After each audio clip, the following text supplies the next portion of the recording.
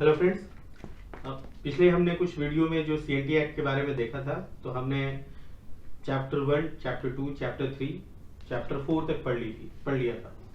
अब हम लोग उसके आगे पढ़ने की कोशिश करेंगे, जो कि हमारा चैप्टर 5 और चैप्टर 6 होगा। चैप्टर 4 हमने जो पढ़ा था वो ऑक्यूपेंसी रिलेटेड चीज था। तो आज हम लोग फिर से अपना कंटिन्यू करते हैं। सीएनटी एक्ट 1908 जो है उसको आगे देखते हैं। तो जैसा हम लोगों ने देखा था कि चैप्टर 4 जो था ऑक्यूपेंसी रैयत रिलेटेड था, और मैंने उस समय ये भी बताया था कि जो हमारा चैप्टर 6 रहेगा वो नॉन ऑक्यूपेंसी रैयत से रिलेटेड रहेगा। तो इसके बीच में हमारा समझने वाला चीज ये है कि जैसे ये चैप्टर 4 था हमारा, जो कि हमारा रिलेटेड था ऑक्यूपेंसी रैयत से, और मैंने अभी वही बताया कि हम इसके बाद पढ़ेंगे चैप्टर 6, जो कि हमारा रिलेटेड होगा नॉन ऑक्यूपेंसी रैयत से। ये सब हमने पढ़ा था सेक्शन 6 में, जो कि रैयत को डिफाइन करता था। और इसी के बीच में तो हमारा एक और चैप्टर आता है, जो कि चैप्टर 5 है। तो हमने रैयत में ही पढ़ा था कि एक रैयत की कैटेगरी होती है जिसको हम बोलते हैं रैयत हैविंग खुदकट्टी राइट्स।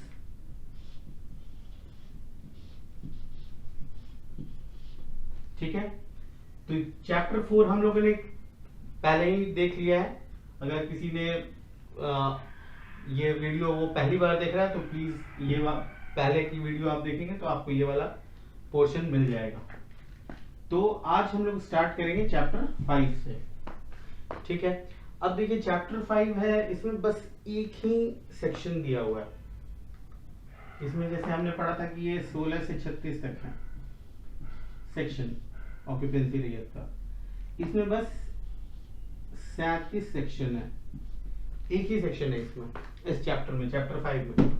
और इसके बाद हम जब चैप्टर 6 देखेंगे तो ये जो हमारा हो जाएगा, ऑब्वियस है 37 हो गया ये, तो इसके बाद ये 38 से लेके 42 तक जाएगा।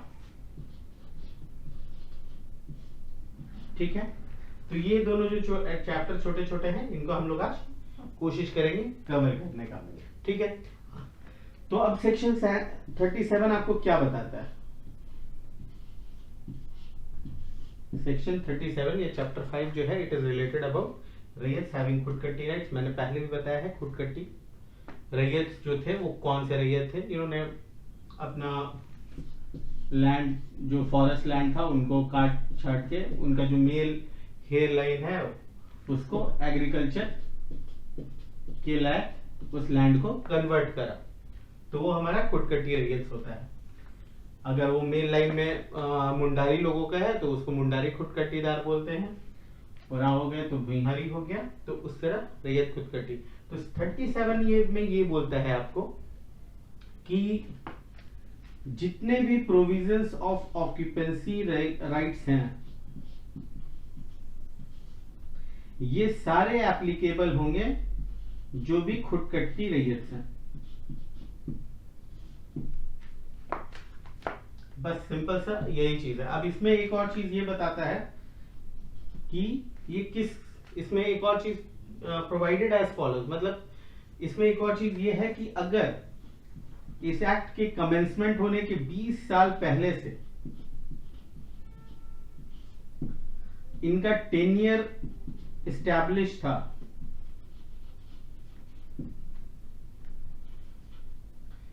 तो इनके रेंट में इजाफा नहीं होगा। There will be no enhancement of rent. अगर हमारा 1908 के 20 साल पहले से ही खुदकट्टी टेन्योर एस्टैब्लिश्ड है, उस केस में तो नो एनहांसमेंट ऑफ रेंट होगा उस केस में।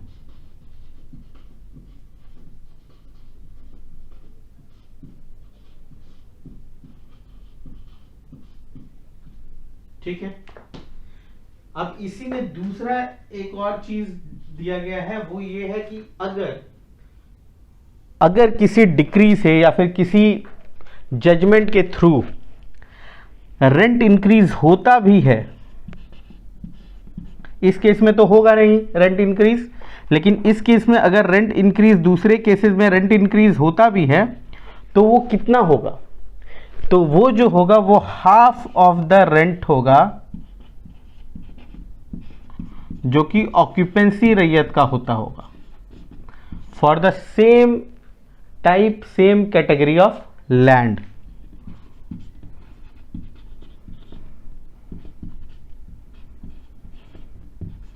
मतलब अगर रेंट इंक्रीज हो रहा है रैयत हैविंग खुदकट्टी, जिनका की खुदकट्टी रैयत का, तो वो रेंट जो होगा ऑक्यूपेंसी रैयत के रेंट के हाफ के बराबर होगा अगर सेम तरह की ज़मीन है, भूमि है तो।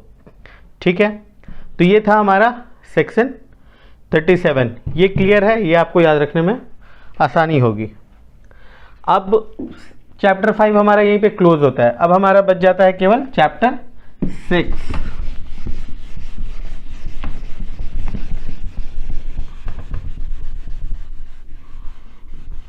ठीक है,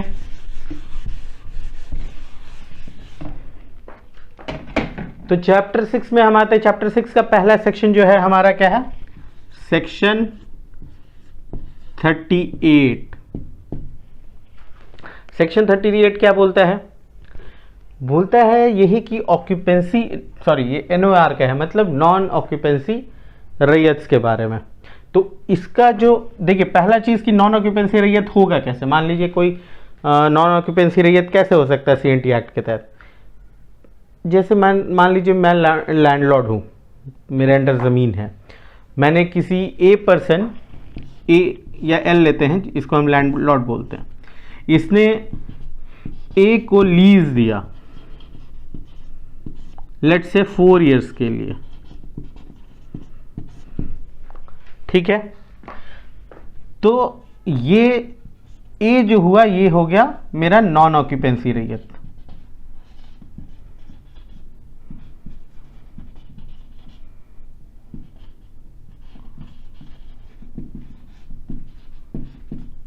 मतलब अब एल के लेट से उसके पास काफ़ी सारी ज़मीन थी, लेट से यहाँ पे हमने बना दिया एक पार्सल ऑफ लैंड है और ये 1 2 3 4 अलग अलग कैटेगरीज ऑफ लैंड है। लेट से मैंने ए रैयत को लैंड 2 के लिए 4 साल का लीज दिया। तो इस दो जो पार्सल ऑफ लैंड दिख रहा है हमारा, इसके लिए ए जो होगा ये नॉन ऑक्यूपेंसी रैयत होगा। तो इस 2 पार्सल ऑफ लैंड के लिए ए जो होगा हमारा नॉन ऑक्यूपेंसी रैयत हो जाएगा। लेट से अब उसके बाद एक बी रैयत है, इसको हम लैंड 4 के लिए 3 साल का एग्रीमेंट करते हैं, 3 इयर्स का लीज देते हैं। तो बी हमारा नॉन ऑक्यूपेंसी रैयत हो गया इस लैंड के लिए। ठीक है, तो आई डोंट थिंक सो कि अब नॉन ऑक्यूपेंसी रैयत को समझने में कोई दिक्कत होगी। अब यही सेक्शन 38 बोलता है कि इनिशियली जो हम लीज कर रहे हैं, लैंडलॉर्ड जो इसके साथ नॉन ऑक्यूपेंसी रैयत के साथ लीज करता है, इसी के टर्म्स एंड कंडीशंस, मतलब कि इसमें जो रेंट मेंशन होगा वही चीज फॉलो होगा।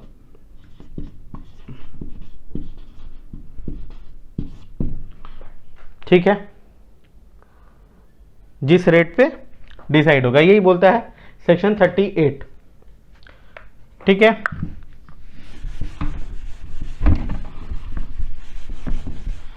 सेक्शन 38 के बाद अब हमारा आता है सेक्शन 39।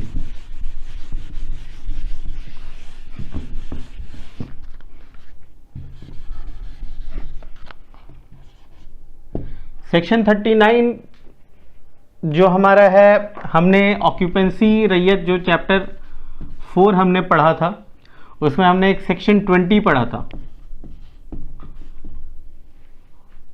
अगर कोई रिकॉल कर पा रहे हैं तो very good, but section 20 was related कि लैंडलॉर्ड जब ऑक्यूपेंसी राइट्स को एक्वायर कर लेता है। तो सेम चीज होगा सेक्शन 39 में, मतलब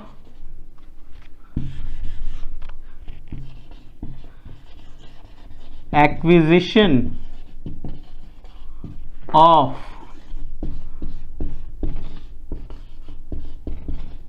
नॉन ऑक्यूपेंसी राइट्स बाय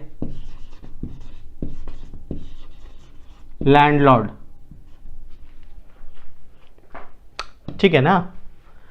अब ये सेम जो सेक्शन 20 में हमने पढ़ा था, सेम तरह से एक्विजिशन लैंडलॉर्ड जब एनओआर का करेगा वही चीज होगा। ठीक है, अब इसमें कोई दिक्कत नहीं, आई डोंट थिंक सो। तो सेक्शन 39 भी हमारा सिंपल था। हालांकि ये सारे सेक्शंस उतने इंपॉर्टेंट नहीं हैं, बट फिर भी जानकारी रहे तो बेटर है, कभी भी कुछ भी पूछा जा सकता है।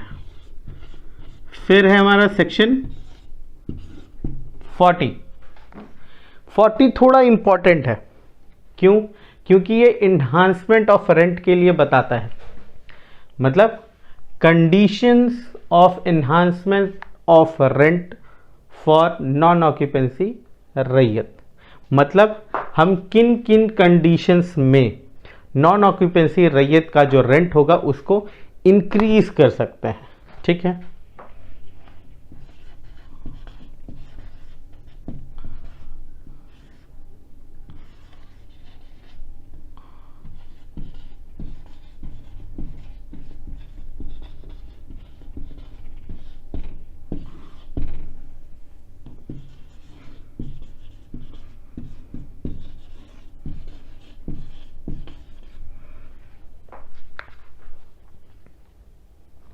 अब यहां पे समझने लायक बात क्या है?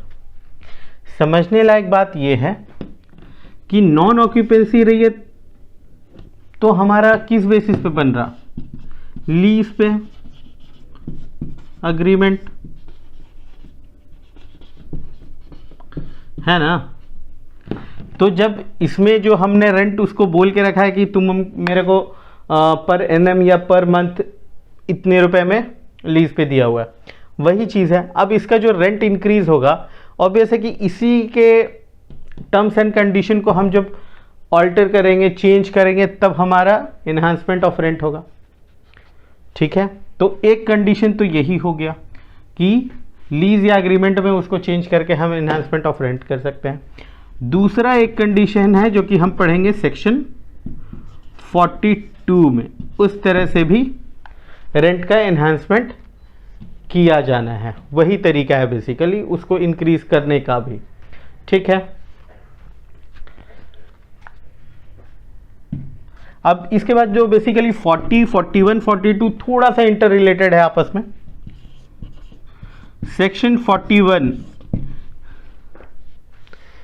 ये भी हमने पहले पढ़ा था, हमने ऑक्यूपेंसी रैयत में इजेक्टमेंट के लिए पढ़ा था, लेकिन वो प्रोटेक्शन ऑफ इजेक्टमेंट था। सेक्शन 22 वो था protection of ejectment of occupancy रैयत, बट यहां पे हम पढ़ेंगे ग्राउंड्स।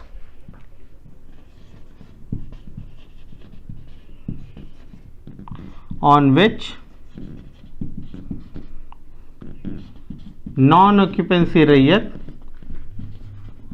Can be ejected. ठीक है, अब इसमें बहुत सारे कंडीशन आते हैं, इसलिए मैंने बताया कि ये इंपॉर्टेंट है।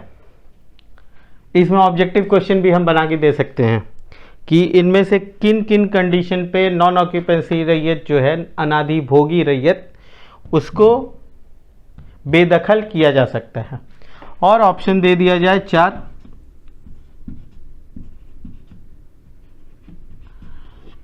थोड़ा और टफ क्वेश्चन बनाएंगे तो फिर इन चारों का कॉम्बिनेशन का ऑप्शन हम ले लेंगे। ऑप्शन हम रख सकते हैं जो भी हम आगे पढ़ने वाले हैं। जैसे कि पहला कि उसने 2 एग्रीकल्चरल ईयर का रेंट जो है 90 दिन में नहीं चुकाया हो, 90 दिन के अंदर, मतलब 90 दिन कौन सा, तीसरा एग्रीकल्चर ईयर जब हमारा स्टार्ट होगा उसके 90 डेज के भीतर में उसने पहले के 2 साल के रेंट को नहीं चुकाया है, उसका अरियर नहीं पे किया है, उस केस में हम उसको इजेक्ट कर सकते हैं। मतलब failed in paying rent of 2 agricultural year with in 90 days. अब ये जो 90 डेज है ये भी इंपॉर्टेंट है, इसको अलग तरह से क्वेश्चन फ्रेम करके क्वेश्चन पूछा जा सकता है। तो यहां पे हमारा पहला ऑप्शन ये हो जाएगा कि 90 days from the commencement of 3rd agricultural year. उसके 90 दिन में अगर नहीं पे करता है 2 एग्रीकल्चरल ईयर का प्रीवियसली का रेंट, तो वो इजेक्ट किया जा सकता है। ये पहला ग्राउंड हो गया हमारा। इसी में मेरा दूसरा ग्राउंड क्या होगा,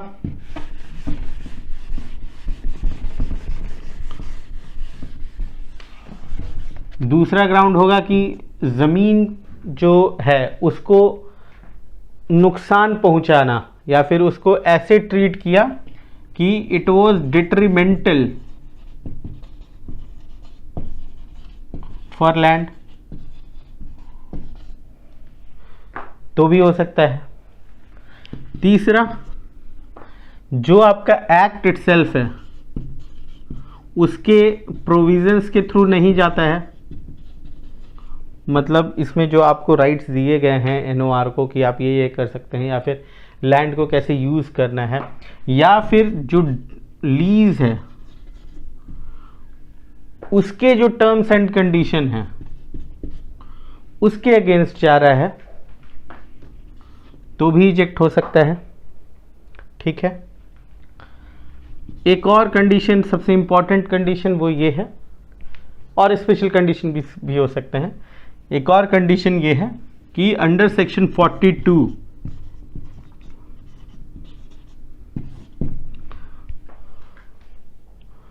अगर वो जो इन्हांस रेंट बढ़ता है 42, अभी हम लोग इसके बाद पढ़ेंगे, और उसको पे करने के लिए सक्षम, मतलब नहीं पे करना चाहता है, या फिर ही रिफ्यूज टू पे रेंट जो इंक्रीज होगा अंडर सेक्शन 42, तो भी डीसी महोदय के द्वारा उसको इजेक्ट किया जा सकता है। ठीक है। तो ये सारा चीज है सेक्शन 41 में, तो ये चीज इंपॉर्टेंट है।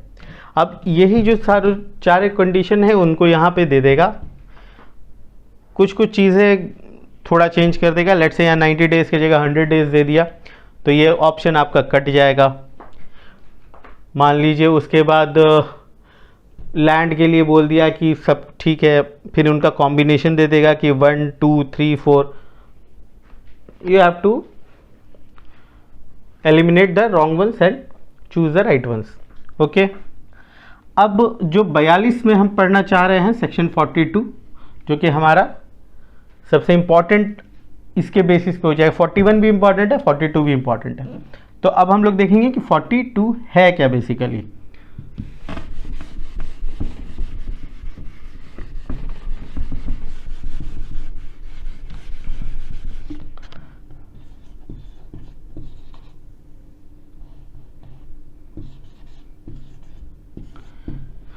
देखिए, हम लोग पढ़े कि अभी इन्हांस कर सकते हैं रेंट का, सेक्शन 40 में हमने पढ़ा।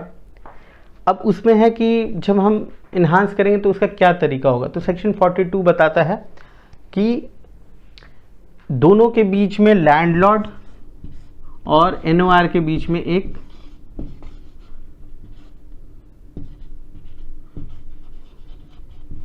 लीज या अग्रीमेंट है। ठीक है। इसी में जो चेंजेस होने हैं रेंट को इंक्रीज करने के लिए, लेट से लैंडलॉर्ड को लगता है कि नहीं अब रेंट थोड़ा बढ़ना चाहिए। लेट से पहले 5 रुपये रेंट होता था, आप बोलते हैं कि नहीं 20 रुपये रेंट होना चाहिए, महंगाई बढ़ गई है, दाम बढ़ गया है, ठीक है ना, और वो ज़्यादा कमा रहा है उस पर जो फसल उपजा के, तो रेंट उसको लगता है कि फेयर एंड इक्विटेबल है 20 रुपये। तो ये क्या करेगा, ये एग्रीमेंट के कंडीशंस को एनओआर को भेजेगा कि भाई देख लो ये कंडीशंस है, अब रेंट 20 रुपये देना होगा, ठीक है ना। अगर ये उसी बार मान जाता है और देने को तैयार होता है तब तो कोई बात ही नहीं है। मान लेते हैं कि इसके बाद इससे कोई जवाब नहीं आता है, तब 1 महीने के बाद लैंडलॉर्ड जो है डीसी महोदय के पास जा सकता है। लैंडलॉर्ड बोलेगा कि भाई देखिए इतना इतना ये था, मैं इंक्रीज करना चाह रहा हूँ रेंट, ये कंडीशंस है, ये चीज़ें हैं, और इसके लिए मैंने प्रायरली इसको 1 महीना पहले एक बार इंटीमेट किया हुआ है। ये बिना इसको इंटीमेट किए डायरेक्टली डीसी महोदय के पास नहीं जा सकता, ये प्री कंडीशन है,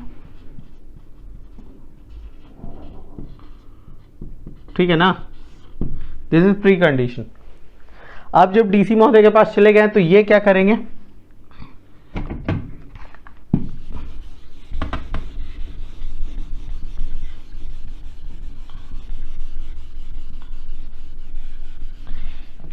ये जो अग्रीमेंट का टर्म्स है ये भी अपने तरफ से भेजेंगे इनको, नॉन ऑक्यूपेंसी रैयत को, ठीक है, कि भाई देख लो ये कंडीशन है, इस पे तुम्हारा कंडीशन इनको लगना चाहिए कि ये फेयर एंड इक्विटेबल है डीसी साहब को, तभी वो भेजेंगे। इसको अगर लगता है कि, फिर इसके लिए कुछ टाइम देंगे, इसको अगर लगता है कि हाँ ये रेंट पेएबल है तो ये 1 महीने के बाद फिर इनको बताएगा कि हाँ ठीक है, आई एम रेडी टू पे, मैं जो इंक्रीज रेंट है उसको पे करने के लिए राज़ी हूँ, और वो फिर अग्रीमेंट पे साइन करेगा। दोनों पार्टी को डीसी साहब के समक्ष उस एग्रीमेंट पे साइन कर लेना होगा। और अगर जैसे ये भेज देते हैं इसको एग्रीमेंट, तो ये मान लिया जाएगा कि डीसी एनओआर को नोटिस सर्व हो गया है कि इजेक्टमेंट के पहले, अगर वो नहीं मानेगा तो उसको इजेक्टमेंट का एज अ नोटिस भी सर्व हो गया साइमल्टेनियसली, जब डीसी महोदय के पास से एनओआर को अग्रीमेंट जाता है। अगर ये नहीं मानता है, ठीक है ना, कि या तो ये कुछ बोला नहीं, या ये कुछ लिख के दिया, या फिर इनके समक्ष प्रस्तुत होकर बताता है कि सर रेंट पे नहीं किया जा सकता जो इनहांस रेंट मांगा जा रहा है हमसे, तो डीसी महोदय एक आदेश निकालेंगे फॉर इजेक्टमेंट ऑफ एनओआर कि 42 में जो सेक्शन रेट इन्हांसमेंट हुआ, रेंट इन्हांसमेंट, उसको ये पे करने में असक्षम रहे, इसके वजह से इनको इजेक्ट किया जाता है, और वो इजेक्ट हो जाएंगे, ठीक है। इजेक्टमेंट का एक और जो हम लोगों ने 41 में पढ़ा, जो लीज का मान लीजिए टर्म ही खत्म हो गया, 4 साल का टर्म था, 4 साल खत्म हो गया, तो वैसे भी टाइम पीरियड पे खत्म हो जाएगा। तो ये हमारा जो होता है ये है सेक्शन 42, ठीक है। आई होप कि सब कोई को समझ में आ गया होगा। इसके बाद हमारा जो हम लोग पढ़ने वाले हैं आगे, वो होगा हमारा चैप्टर 7। चैप्टर 7 भी आज ही कंप्लीट कर लेते हैं, उसमें भी कुछ खास नहीं है, थोड़ा सा इंपॉर्टेंट है। देखिए चैप्टर 7 क्या बोलता है। चैप्टर 7 जो है वो it is more related about कौन कौन सी जमीन है जो कि चैप्टर 4 और चैप्टर 6 के परव्यू से बाहर है, मतलब कि एग्जेम्प्टेड है।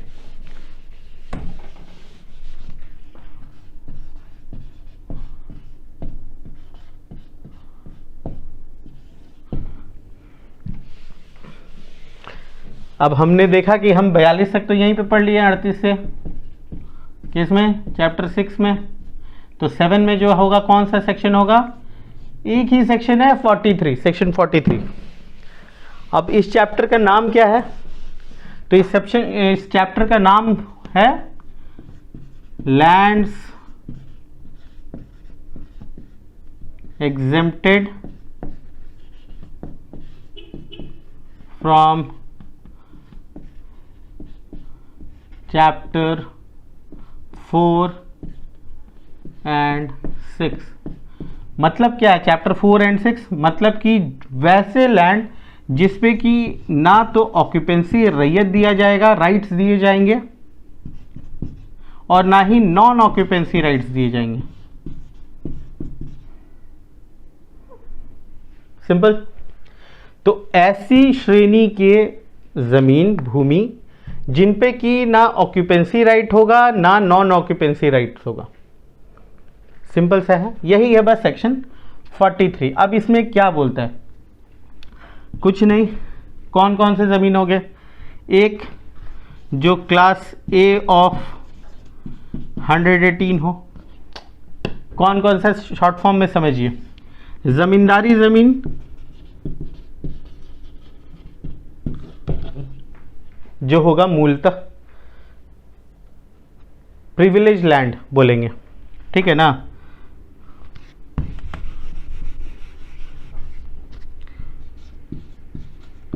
प्रिविलेज्ड लैंड ऑफ जमींदार, ये किस में है, सेक्शन 118 में है। इसी का क्लास जो होगा उसी में दो दिया हुआ है, ए बी, तो ये दोनों जमीन तो नहीं होगा, ये इससे बाहर रहेगा। इसके अलावा ऐसे लैंड्स जो कि लैंड एक्विजिशन एक्ट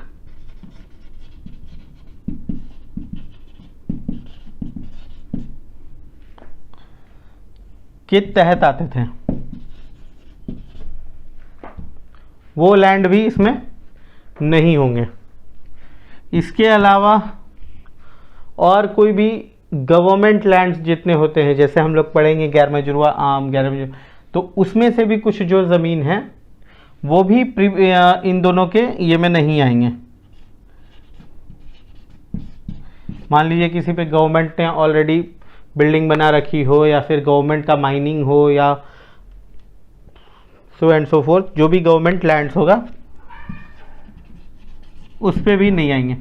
तो मेरे को नहीं लगता कि इसमें कुछ खास और ज़्यादा, बस ये एक सिंगल सेक्शन है 43। अगर बहुत ज़्यादा ऑब्जेक्टिव क्वेश्चन इससे हम बनाना चाहें तो हम बस ये बनाना चाहेंगे कि which section deal with the land exempted from occupancy raiyat as well as non occupancy rights, sorry occupancy rights as well as non occupancy rights.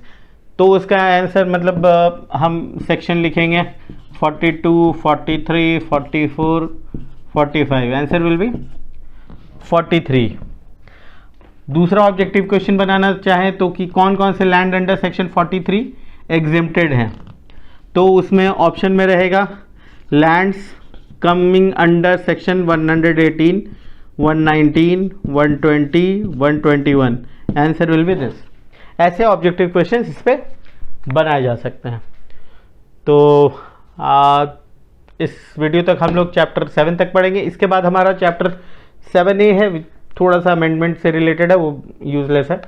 उसके बाद हमारा चैप्टर 8 आएगा, जो कि बहुत ही इंपॉर्टेंट चैप्टर है, लीज ट्रांसफर्स से रिलेटेड, जो कि बहुत ही कंटेम्परेरी बोल सकते हैं, क्योंकि उसका यूज़ डेली बेसिस पे एडमिनिस्ट्रेशन में पड़ता है। तो आई होप आज का क्लास आपको सब कुछ समझ में आया होगा, and if you find anything difficult और जो नहीं समझ में आया तो kindly let me know. Thank you very much.